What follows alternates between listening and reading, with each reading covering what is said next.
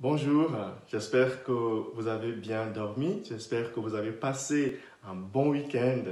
C'est une nouvelle semaine qui commence et aujourd'hui, Jésus nous rappelle ces fameuses paroles qu'il nous a dit il y a 2000 ans.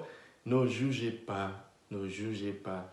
Ne jugez pas pour que vous aussi, que vous ne soyez pas jugés.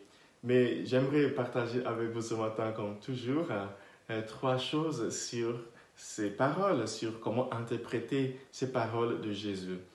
Ce texte est tiré de l'évangile de Saint Matthieu, chapitre 5, versets 1 à 7. Pardon, c'est Matthieu, chapitre 7, de versets 1 à 5.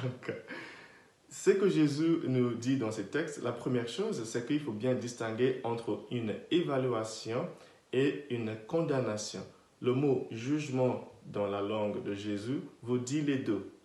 Ici, Jésus ne dit pas qu'il ne faut pas évaluer et discerner dans la vie. Il vous dit qu'il ne faut pas condamner les autres. Donc, ça fait bien deux choses.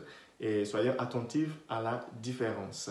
Parce que dans nos vies, nous avons besoin de temps en temps de discerner, d'évaluer des choses, d'évaluer même des personnes, afin de savoir qui serait notre bon ami ou à qui s'adresser pour un problème ou avec qui partager ses joies. C'est toujours important d'évaluer des personnes et des choses, mais pas et jamais condamner les autres.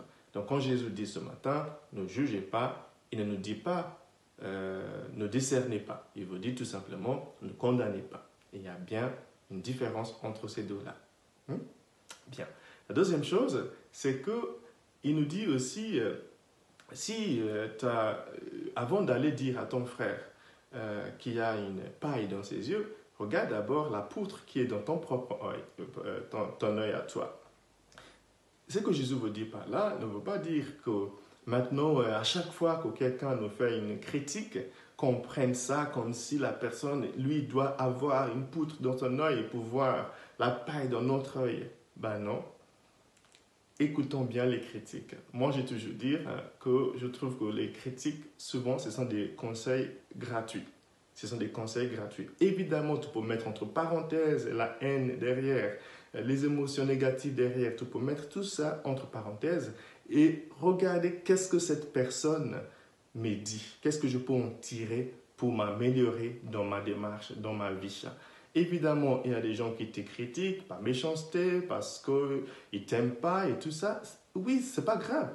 Ça, on le sait. Mais ce qui est important, c'est que des gens qui nous critiquent, parfois, nous disent aussi la vérité sur nous-mêmes.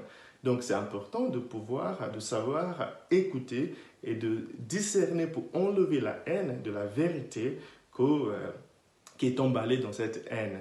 Donc, il y a toujours quelque chose à apprendre de toute critique. Parce qu'il y a des choses certainement que nous ne savons pas de nous-mêmes. C'est seulement des gens qui nous voient qui peuvent nous dire ces choses-là. Donc, quand des gens nous critiquent, apprenons à les écouter en mettant en parenthèse la haine et les émotions négatives.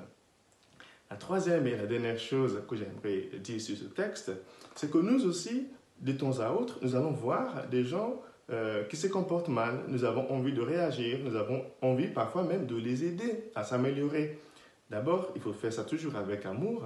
Mais ce que j'aimerais dire aussi, qui relève au texte que nous venons de lire, c'est qu'avant d'aller dire à ton frère qu'il a une paille dans son œil, regarde bien, écoute-toi, rassure-toi, écoute-toi, tu n'as pas de poutre dans ton œil.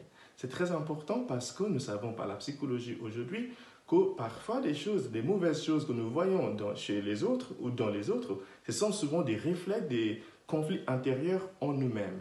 Donc, avant d'aller refaire le monde, regarde l'intérieur d'abord. Regarde toi-même.